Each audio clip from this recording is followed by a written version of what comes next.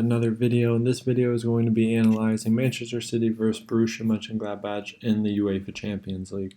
So it's going to be made using Keyframe. The link will be in the description below, as well as a few other of my tactical places I post content like Twitter, Instagram, and my blog. So if you want to check out that would be great.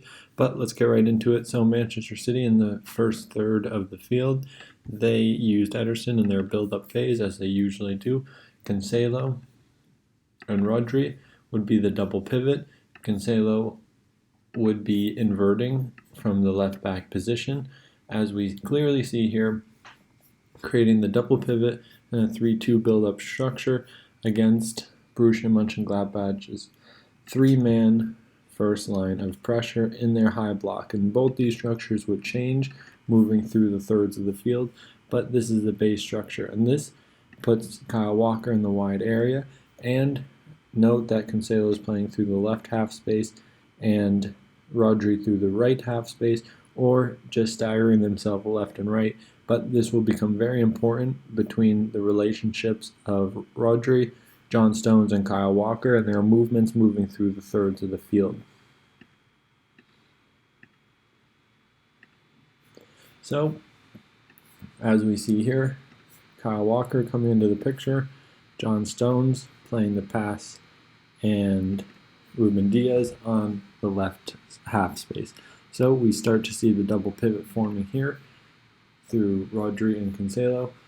Then we get a glimpse of the three attacking midfielders, and their positioning was very interchangeable between De Bruyne, Bernardo Silva, and Gundogan. And they're interchanging between these three central corridors.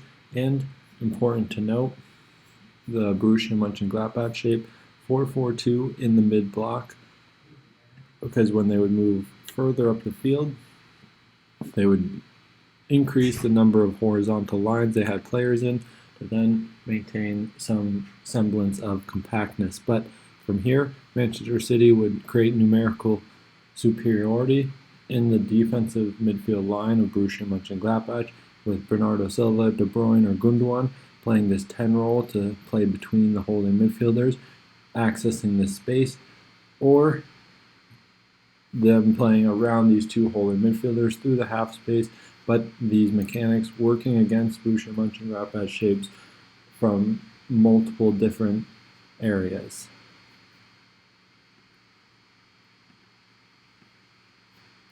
Borussia Mönchengladbach started with a back four, but this would often shift with their versatility of their holding midfielder, dropping between two central defenders, and it would vary their movements to create this back three in build-up. City went with a 4-4-2 or a 4-2-3-1, depending on how you wanted to look at it, but pretty much a 4-4-2. Bernardo Silva and Kevin De Bruyne were the front two for most of the game. Phil Foden, Mahrez were in the wide position, and Gundogan and Rodri as the holding midfielders. And what Borussia Mönchengladbach looked to do was look to play between the gaps in Manchester City's defensive structure of their 4-4-2. Although Manchester City's intensity and their option-oriented press was enough to throw the build-up off and make it unsuccessful for most of the game. So, another look at Manchester City's defensive shape. We have our front two players, as we said, De Bruyne, Bernardo Silva, Phil Foden, and Mahrez as the wide players, and this is where it became the 4-2-3-1, as we talked about, but could quite easily turn into a 4-4-2, and in the high block, even in a 4-2-4. So as we see here, we can see more of the 4-4-2 if we separate the players like this, with advancing wingers, cutting off the pass into the wide areas, and just baiting Borussia Mönchengladbach to play these passes when it's not really on, because Mahrez is just creating access to the ball passing lane. So baiting them to play this, but ready to pick it off, and we start to see the movements of number 10 of Borussia Mönchengladbach, which will become very important in their offensive build-up. Manchester City, again, looking at their defensive shape, just want to show the 4-2-4 situation with Foden and Mara jumping on and leaving Gundogan and Rodri in behind to cover the press and creating dual roles. And as we see from City, maintaining horizontal compactness in their first line and dual roles, as we see, forcing Borussia Mönchengladbach to play a mid-range pass, in which case Manchester City will have enough time to then jump and press in a less controlled build-up from Borussia Mönchengladbach. So, just a good picture of the 4-2-4 Manchester City used. Their two holding midfielders, and Cancelo tucking in to occupy the 10, leaving 3 players in behind to cover the entire defensive shape.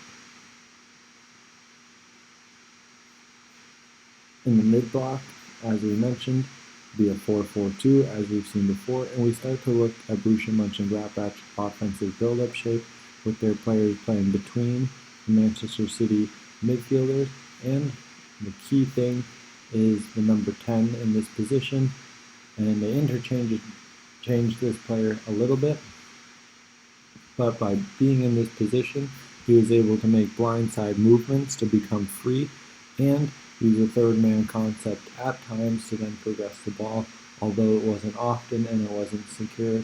So because Manchester City used intensity and many different positional aspects in their defensive game to throw this movement off.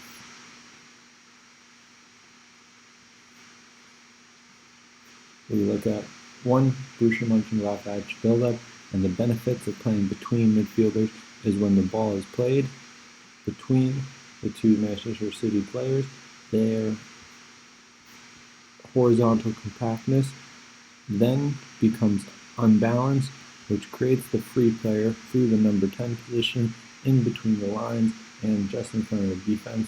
Although they weren't able to access him, the idea was there, but Manchester City's defensive structure was too good and their players were too clever in their defensive movement.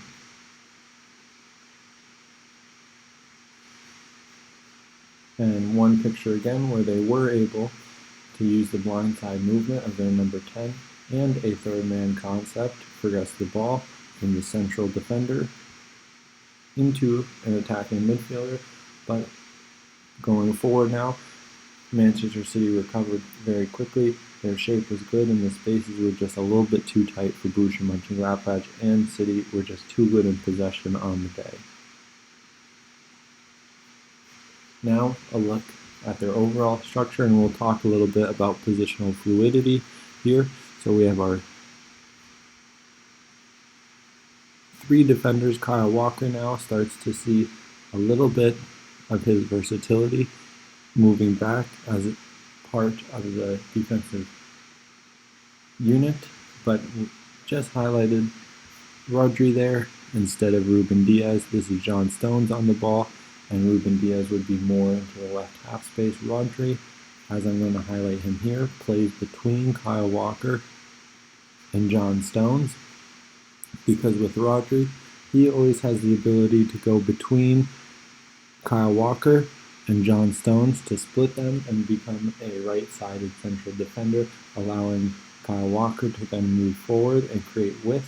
And this is a good variation in Manchester City's build-up, because when the width is created through these high players, sometimes there can be a disconnect between their first line and their last line of build-up in the wide areas. So with players like Kyle Walker, and asymmetrically on this near side, we have Gundogan, who would sometimes jump out into the wide area, so occupying this midpoint of their width through different players makes it harder to defend. And by having this player Rodri drop deeper, it also pulls out Borussia Mönchengladbach players from further up the field and frees up space for advanced midfielders. But from here, we can look at Cancelo, Rodri, and now our three attacking midfielders. And this time Foden is playing between the lines. Kevin De Bruyne's occupying the wide area with Riyad Mahrez. And just another variation in Manchester City's play. And we can look at what would happen sometimes with Borussia Mönchengladbach getting pulled out too far and not being spatially compact enough and not having enough spatial control through the midfield of the game. Now, Manchester City in possession one more time, looking at the two central defenders here, Kyle Walker in the wide area, and now we see the Gundogan rotation into the wide area with Kevin De Bruyne and Bernardo Silva higher up the field. And now we start to see when Gundogan moves into the wide area, this allows Phil Foden to come between the lines higher up the field, and it gives Cancelo the opportunity to drop deeper in the first line to create the back three of build-up if Manchester City look to do so. But another variation against a 4-1-3-2 or a staggered 4-4-2 from Borussia Mönchengladbach, as we've seen here. But that's going to be the analysis. I hope everybody enjoyed it, and please like, subscribe to the channel, and I'll see you in the next one.